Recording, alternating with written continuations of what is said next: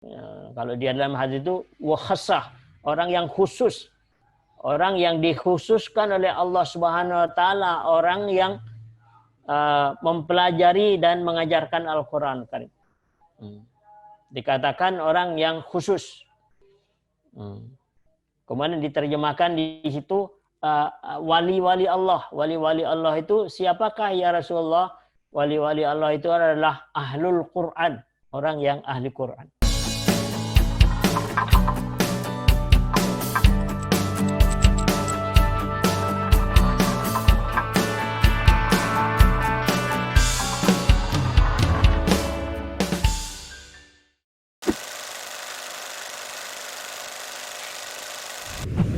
Bismillahirrahmanirrahim.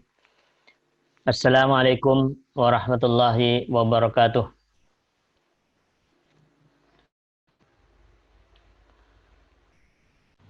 Marilah kita awali kajian kita dengan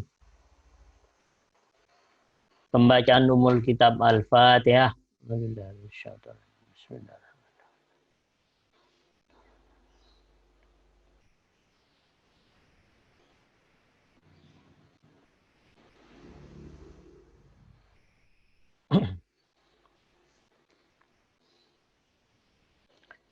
Mari kita lihat pada ayat yang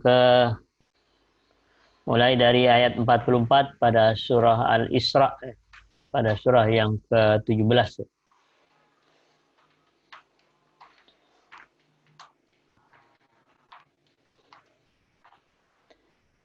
A'udzu billahi minasyaitonir rajim.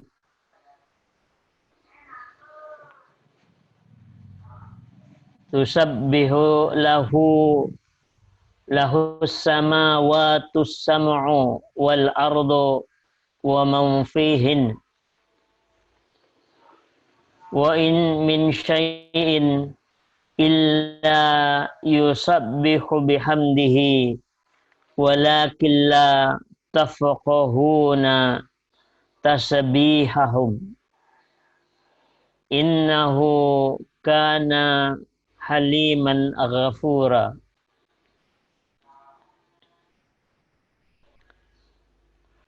Langit yang 7, bumi dan semua yang ada di dalamnya bertasbih kepada Allah, dan tidak ada sesuatu pun melainkan bertasbih dengan memujinya, tetapi kamu tidak mengerti tasbih mereka. Sungguh Dia Maha Penyantun, Maha Pengampun.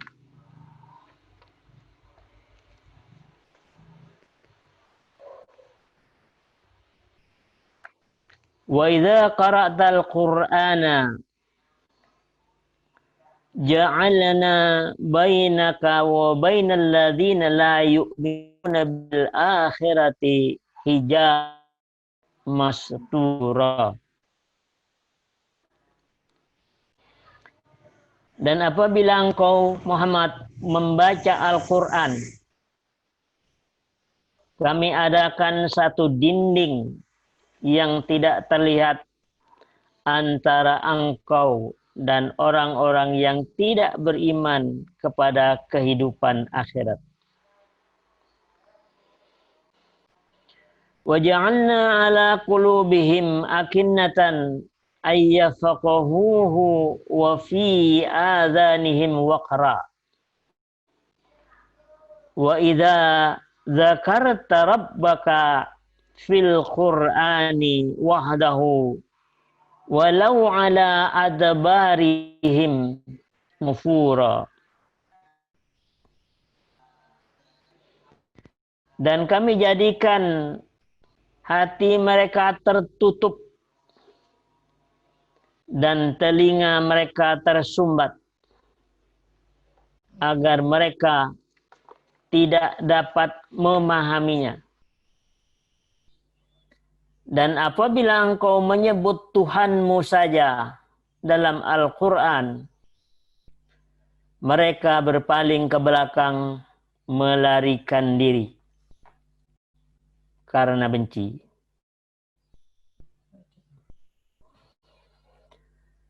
Nahnu a'lamu bima yastami'una bihi idza yastabi'una ilaika wa idza hum wa idza yaqulu adh-dhalimuna in tattabi'una illa rajulan mashhura.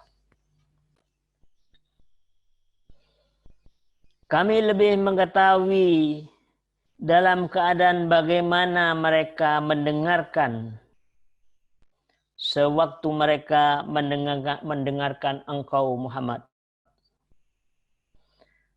Dan sewaktu mereka berbisik-bisik, yaitu ketika orang zalim itu berkata, kamu hanyalah mengikuti seorang laki-laki yang kena sihir.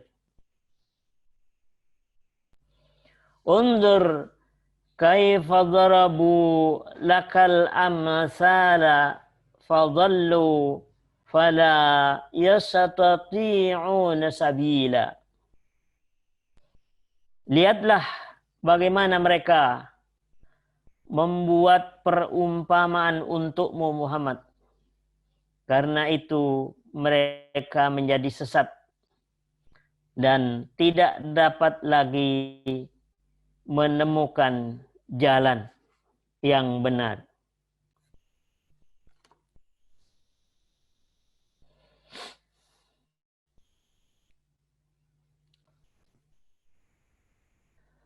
Langit yang 7, bumi dan semua yang ada di dalamnya bertasbih kepada Allah. Jadi langit, bumi itu bertasbih kepada Allah Subhanahu wa taala. Yang ada di bumi juga bertasbih, yang ada di langit juga bertasbih.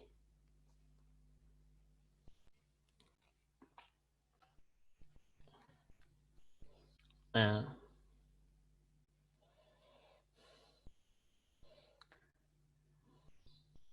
hanya saja kita tidak mengetahui ya, tasbih mereka. Tasbih ini mensucikan Allah artinya tasbih. Subhanallah itu namanya tasbih. Di subhanallah itu namanya tasbih. Jadi semua yang di langit bumi. Terus di sana ada, di langit yang 7 ada Nabi Ibrahim. Di bawahnya yang ke-6 ada Nabi Musa, ada Nabi Harun, dan langit pertama ada Adam, Nabi Adam alaihissalam. Semuanya mereka bertasbih kepada Allah Subhanahu wa taala. Hanya saja memang kita tidak tahu tasbih mereka atau tidak mendengar tasbih mereka. Hanya Allah lah yang Maha tahu. Maka ini merupakan satu berita gaib.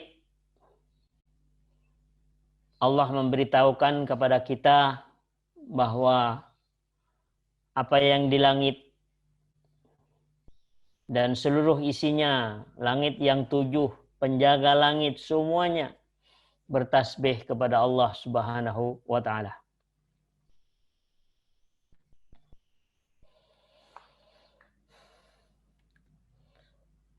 Kemudian pada ayat yang ke-45, dan apabila engkau Muhammad membacakan Al-Quran, kami adakan satu dinding yang tidak terlihat antara engkau dan orang-orang yang tidak beriman kepada kehidupan akhirat. Jadi sesungguhnya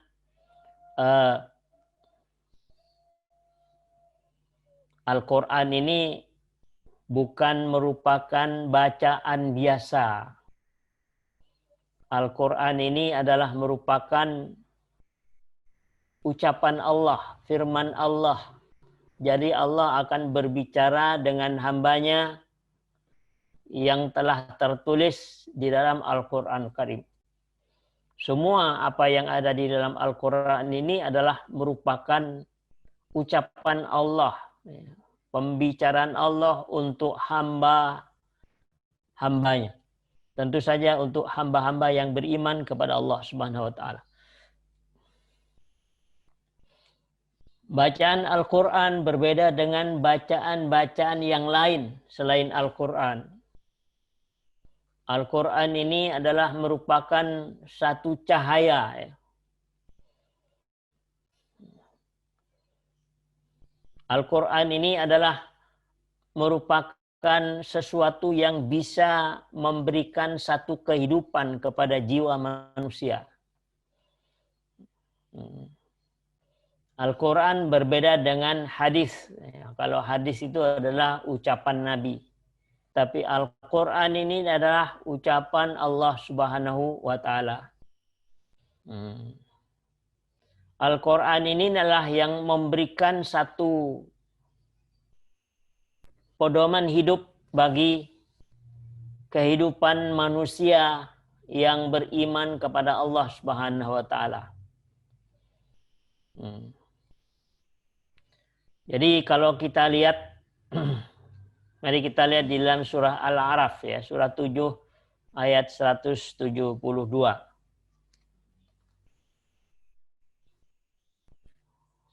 Pada surah Al-A'raf, pada surat 7 ayat 172.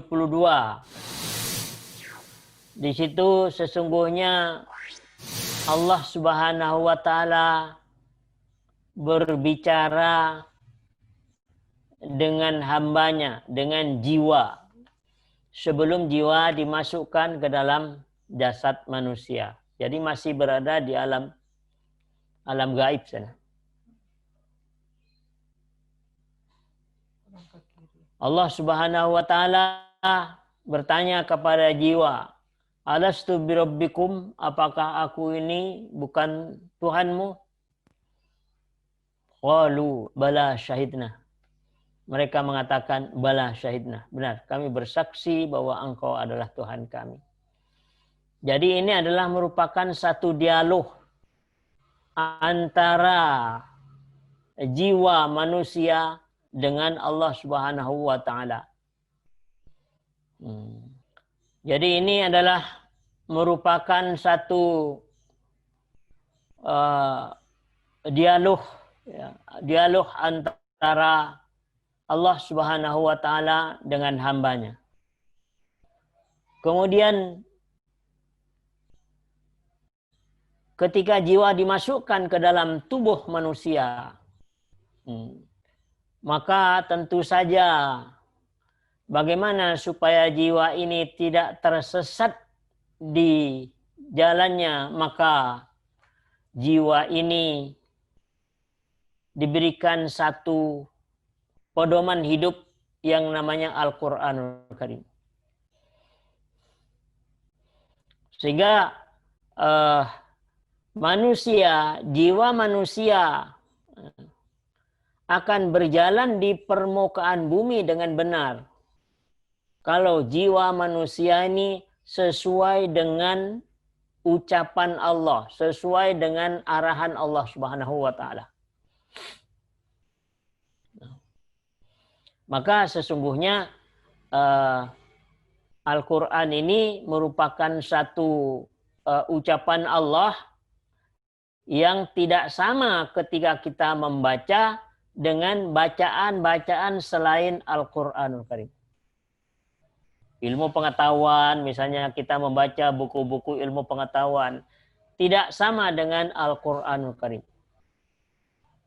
Al-Quran ini adalah mukjizat yang Allah berikan kepada Rasulullah Muhammad SAW. Sehingga Al-Quran ini adalah merupakan satu cahaya yang Allah turunkan ke dalam yang Allah turunkan kepada Nabi Muhammad sallallahu alaihi wasallam.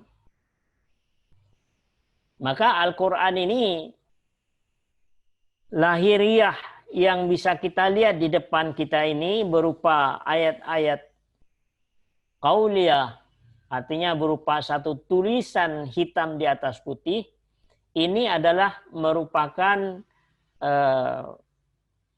keadaan Al-Quran dalam lahiriah, kasat mata yang bisa kita lihat. Tapi sesungguhnya Al-Quran ini hakikatnya adalah dalam bentuk cahaya yang tersimpan fi lauhin mahfud, di lauh mahfud sana.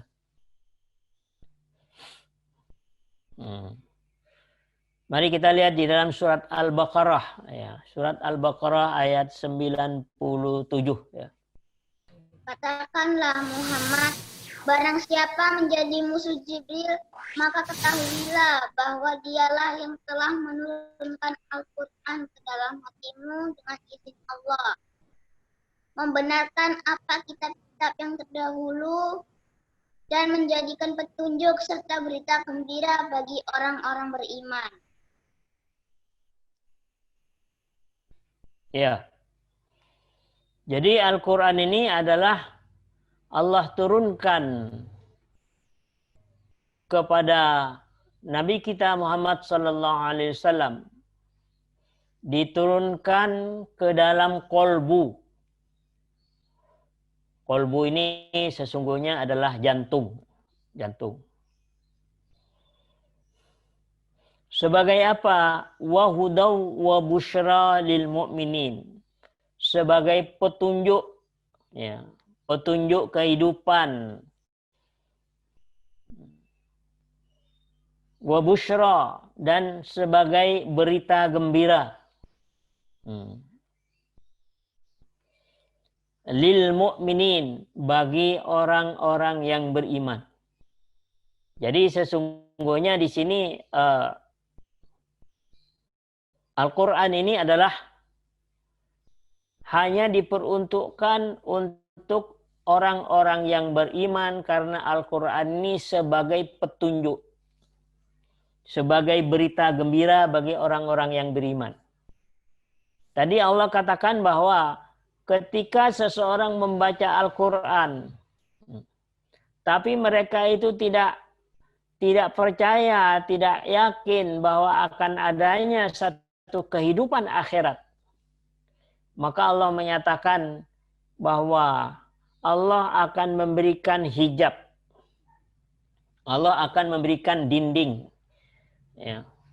Sehingga ketika diberikan hijab, ditutup sama Allah, maka sesungguhnya bacaan Al-Quran itu tidak akan mampu menjadikan petunjuk dan tidak akan mampu memberikan berita gembira bagi orang-orang yang mendengarnya, karena orang itu tidak beriman kepada kehidupan akhirat. Kehidupan akhirat di dalam hal ini adalah, yang pertama adalah Allah itu sendiri, Allah Subhanahu wa taala. Karena di sana nanti di dalam kehidupan akhirat itu ada satu kehidupan. Kita sekarang masih berada di dunia ini, kehidupan dunia. Nanti kita akan memasuki alam yang lain, yaitu kehidupan akhirat. Nabi menyatakan bahwa awal akhirat itu adalah alam kubur.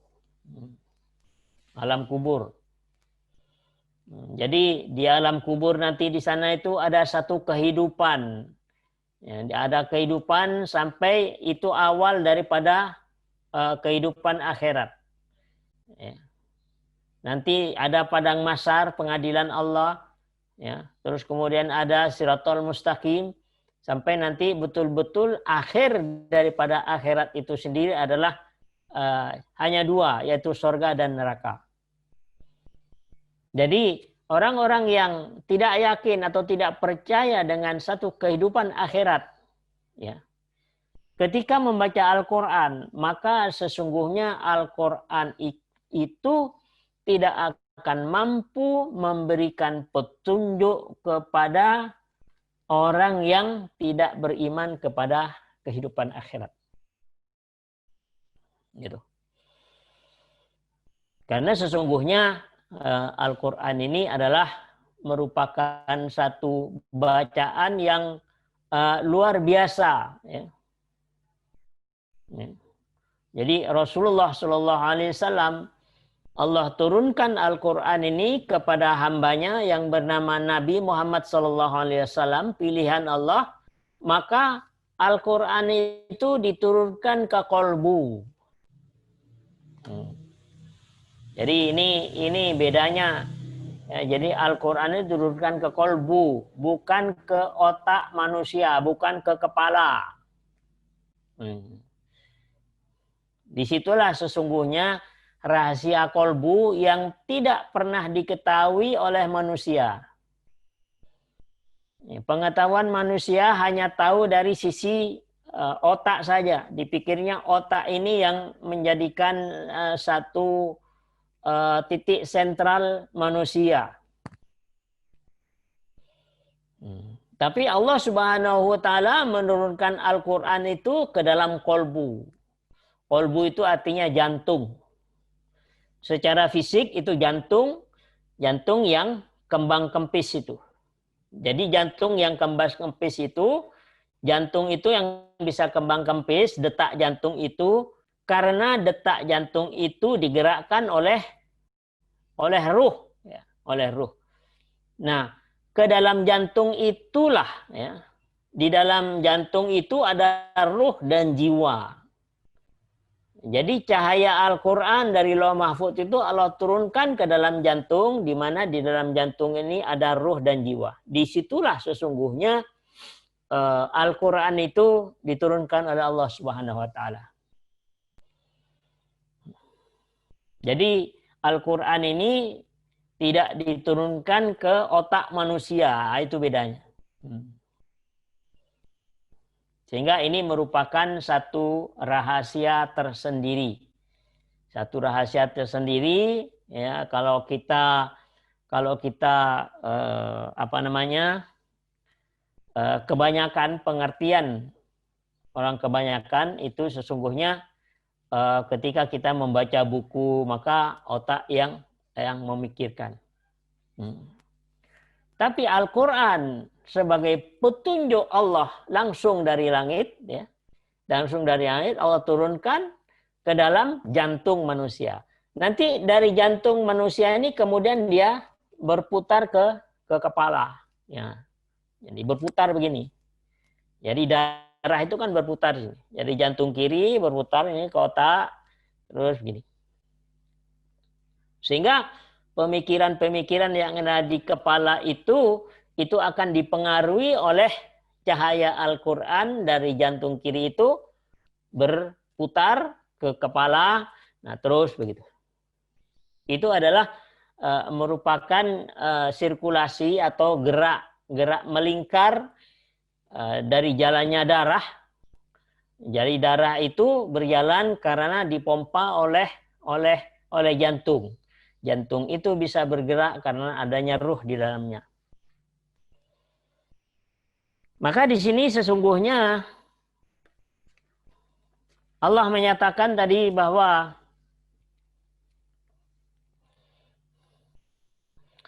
dan apabila engkau Muhammad membaca Al-Quran, kami adakan satu dinding yang tidak terlihat antara engkau dan orang-orang yang tidak beriman kepada kehidupan akhirat. Jadi walaupun baca Quran, kalau tidak beriman kepada kehidupan akhirat, tidak beriman kepada Allah, maka tidak akan pernah paham. Tidak diberikan kepahaman oleh Allah Subhanahu wa Ta'ala. Dan kami jadikan hati mereka tertutup, kolbu mereka tertutup. Dan telinga mereka tersumbat agar mereka tidak dapat memahami. Dan apabila engkau menyebut Tuhanmu saja dalam Al-Quran, mereka berpaling ke belakang. Jadi artinya di sini dikatakan bahwa yang dimaksudkan tadi ada hijab, ada ada dinding. Yang dimaksudkan dinding di sini adalah kolbu tadi. Kolbu tadi ada hijab. Sehingga karena kepahaman tentang sesuatu itu karena dari kolbu. Dari kolbu. Jadi petunjuk Allah Subhanahu wa taala dari kolbu. Nah, sementara kolbunya telah dikunci mati oleh Allah Subhanahu wa taala. Sehingga walaupun telinga mendengar, maka sesungguhnya itu tidak akan memberikan pengaruh pengertian ke dalam kolbu manusia. Manakala manusia itu tidak beriman kepada Allah Subhanahu wa taala. Jadi artinya di sini bahwa selain itu sesungguhnya banyak ya artinya bahwa Al-Qur'an ini adalah merupakan satu pedoman hidup yang sangat luar biasa. Alangkah meruginya bagi orang-orang yang beriman kalau tidak menjadikan Al-Qur'an ini sebagai bacaan, sebagai bahan renungan, ya kajian yang sangat mendalam, di mana Al-Qur'an ini merupakan satu samudra ilmu, semuanya berada di dalam Al-Qur'an Karim. Karena tadi di dalam surah Al-Baqarah itu, surat Al-Baqarah itu bahwa Al-Qur'an itu hakikatnya Allah akan turunkan ke dalam kolbu, maka persyaratan yang pertama adalah bagaimana supaya kolbunya ini bersih terlebih dahulu. Jadi umpama misalnya kita membaca ilmu pengetahuan dan teknologi. Yang satu membaca Al-Qur'anul Karim. Kalau membaca ilmu pengetahuan dan teknologi tidak perlu kolbunya bersih, tidak perlu. Karena itu adalah ketika kita membaca ilmu pengetahuan dan teknologi itu cukup di kepala saja. Tapi ketika kita membaca Al-Qur'an, bagaimana supaya Al-Qur'an itu menjadikan satu petunjuk, menjadikan Al-Qur'an itu sebagai pemberi ketenangan di dalam jiwa, maka Al-Qur'an itu persyaratannya kolbunya harus bersih. Karena pemahaman itu Allah akan turunkan ke dalam kolbu. Kalau ketika kita membaca ilmu pengetahuan dan teknologi misalnya, pengertian-pengertian itu cukup bersemayam di kepala. Nah, itu bedanya. Bedanya itu. Jadi ketika kita membaca bacaan ilmu pengetahuan, kita baca dengan mata kepala, kemudian mengendap di otak ini, ya, mengerti cukup di otak. Tapi ketika membaca Al-Quran tidak seperti itu. Karena petunjuk Al-Quran itu Allah masukkan ke dalam kolbu. Sehingga membaca Al-Quran memerlukan satu persyaratan yang tempat hidayah di dalam kolbu itu, kolbunya pertama kali yang harus dibersihkan. Sehingga dengan demikian bahwa Al-Quran ini akan menjadikan payung kehidupan. Dan membaca Al-Quran ini artinya mempelajari. Ya, kalau kata Nabi ini, khairukum man ta'allama al-Quran wa 'allamahu. Ya. Orang yang baik di antara kalian, kata Nabi SAW, adalah orang yang man ta'allama al-Quran, orang yang siapa yang mempelajari Al-Quran wa 'allamahu, dan mengajarkan Al-Quran Karim. Sehingga Nabi menyatakan kita tidak terhitung menjadi orang baik sebelum kita mempelajari Al-Quranul Karim. Setelah mempelajari Al-Quran, maka hasil pemahaman Al-Quran ini diajarkan kepada orang lain. Maka itulah kata Nabi SAW, orang yang paling baik di antara kalian. Orang yang mempelajari Al-Quran dan mengajarkannya. Kemudian di hadis yang lain bahwa orang-orang yang mempelajari Al-Quran itu adalah dikatakan orang yang menjadi orang pilihan dari Allah Subhanahu wa taala. Pilihan Allah. Ya, kalau di dalam hadis itu wakhasah, orang yang khusus.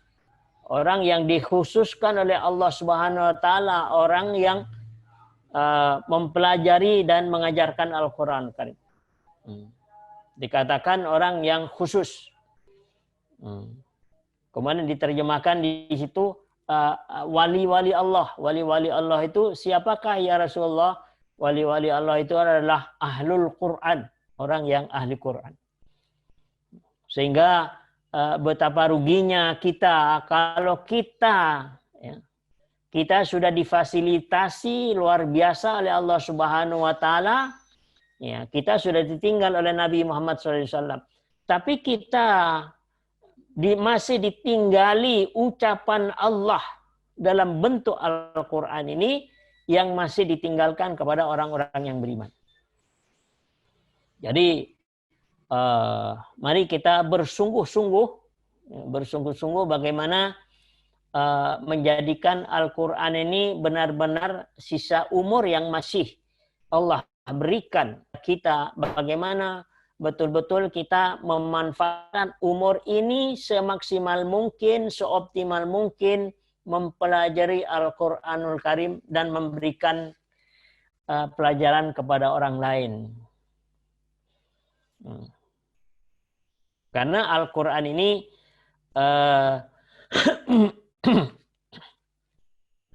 mari kita lihat di dalam surah Al-A'raf, ya, surah 7 ayat 176.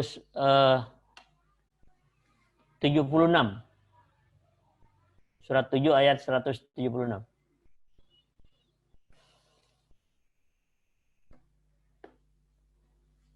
Dan sekiranya kami menghendaki, niscaya kami tinggikan derajatnya dengan ayat-ayat itu.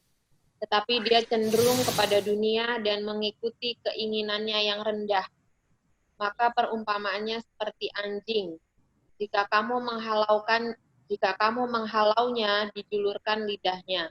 Dan jika kamu membiarkannya, ia menjulurkan lidahnya juga. Demikianlah perumpamaan orang-orang yang mendustakan ayat-ayat kami. Maka ceritakanlah kisah-kisah itu agar mereka berpikir. Ya. Jadi dari ayat ini sesungguhnya Allah ingin meningkatkan atau menaikkan derajat manusia tadi.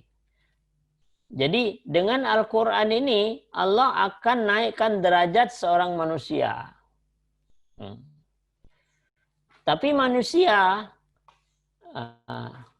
lebih suka kepada dunia dan hawa nafsu tadi. Jadi artinya bahwa di sini memang dunia dan hawa nafsu ini menjadi satu kekuatan untuk melemahkan kita bersungguh-sungguh kepada Al-Quran Karim. Padahal sesungguhnya Al-Quran ini, dengan Allah turunkan Al-Quran ini untuk menaikkan derajat manusia. Dengan Al-Quran Allah akan menaikkan derajat manusia. Tapi kata Allah, manusia itu lebih suka kepada dunia dan hawa nafsu.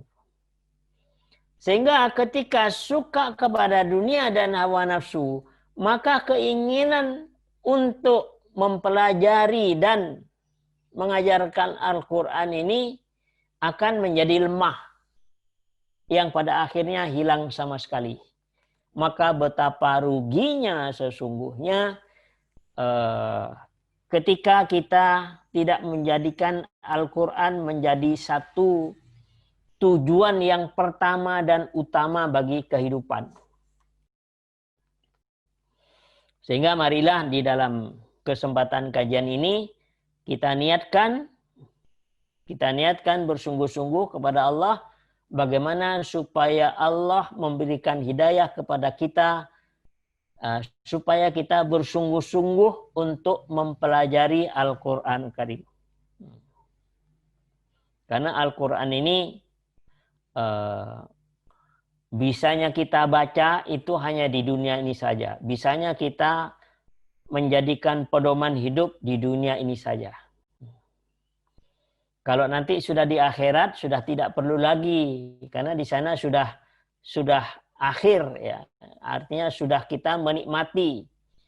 Setelah kita menjalankan Al-Quran di dunia ini, maka nanti di sana di akhirat sana sudah tinggal dua yaitu surga dan neraka. Sudah tidak perlu Al-Quran. Karena di sana kalau sudah di surga itu sudah semuanya menjadi satu kebenaran gitu. Jadi di surga nanti tinggal menikmati saja. Naudzubillah, mudah-mudahan kita diselamatkan oleh Allah tidak ke neraka. Sehingga Al-Quran ini kita optimalkan Al-Quran ini pemakaiannya pada saat kita berada di dunia ini. Marilah kita bersungguh-sungguh. Karena alangkah ruginya. Rasulullah Muhammad SAW itu dimuliakan oleh Allah Subhanahu Wa Taala karena Rasulullah itu membawa amanah Al-Quran Karim. Sekiranya Rasulullah Muhammad SAW tidak membawa amanah Al-Quran Karim, niscaya Nabi Muhammad SAW itu tidak akan dimuliakan oleh Allah Subhanahu Wa Taala. Maka demikian pula kita gitu. Jadi kalau kita ingin dimuliakan oleh Allah Subhanahu Wa Taala, marilah kita bersungguh-sungguh kepada Al-Quran, mempelajari Al-Quran. Membaca Al-Quran, orang yang membaca Al-Quran, membaca saja itu sudah sangat luar biasa. Satu huruf diberikan nilai 10 kebajikan dari Allah Subhanahu Wa Taala. Baru membaca hitam di atas putihnya saja. Begitu mulianya Al-Quranul Karim. Apalagi kita menelusuri ke dalam, memahami, mengkaji Al-Quran. Itu sangat luar biasa. Itu akan semakin, Al-Quran semakin dibaca, itu akan semakin memberikan daya tarik di dalam jiwa kita. Cuma memang di sini yang menjadi penghalang itu adalah kekotoran kolbu kita. Tadi dikatakan yang menjadi penghalang itu adalah hawa nafsu dan dunia. Ketika ketertarikannya kepada dunia, ya, maka otomatis akan melemah. Jadi ibaratnya dua titik, ini titik Al-Quran, ini titik dunia. Ketika mendekat kepada dunia, maka akan jauh dari Al-Quran. Ya. Nah, sehingga dengan demikian bagaimana kita menjaga bagaimana supaya kita tidak berorientasi kepada dunia ini. Tapi berorientasi itu kepada akhirat. Untuk sampai kepada akhirat itu, maka yang harus kita raih adalah Al-Quran Karim. Sehingga dengan demikian Al-Quran ini semua jawaban, ya, musibah, persoalan-persoalan pribadi, persoalan-persoalan rumah tangga, persoalan-persoalan berbangsa dan bernegara, semuanya ada di dalam Al-Quran Karim. Sehingga Al-Quran ini akan bisa menyelesaikan persoalan, baik persoalan di dunia ini maupun nanti persoalan di akhirat. Semuanya akan diselesaikan oleh Al-Quran. Maka betapa ruginya pada saat kita sudah tidak lagi menjadikan Al-Quran menjadikan bacaan yang utama dan pertama. Namun demikian bacaan Al-Quran itu, mempelajari Al-Quran itu memerlukan satu kebersihan jiwa. Ya, jadi kecintaan kepada dunia itu harus dibersihkan. Terus kebencian. kesombongan, kedengkian, itu adalah merupakan penyakit-penyakit yang akan mengurangi keinginan kita untuk menuju kepada Al-Qur'anul Karim. Sehingga dengan demikian bahwa marilah kita jadikan Al-Qur'an ini sebagai petunjuk kehidupan.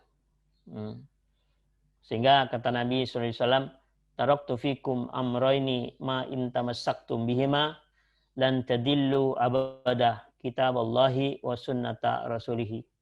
Aku tinggalkan 2 perkara, kata Rasulullah. Ya. Kalian tidak akan sesat selama-lamanya kalau berpegang kepada 2 hal itu, yaitu kitaballahi, ya, Al-Qur'anul Karim, dan sunnah Rasulullah sallallahu alaihi wasallam. Itulah yang akan menyelamatkan kita di dunia dan di akhirat.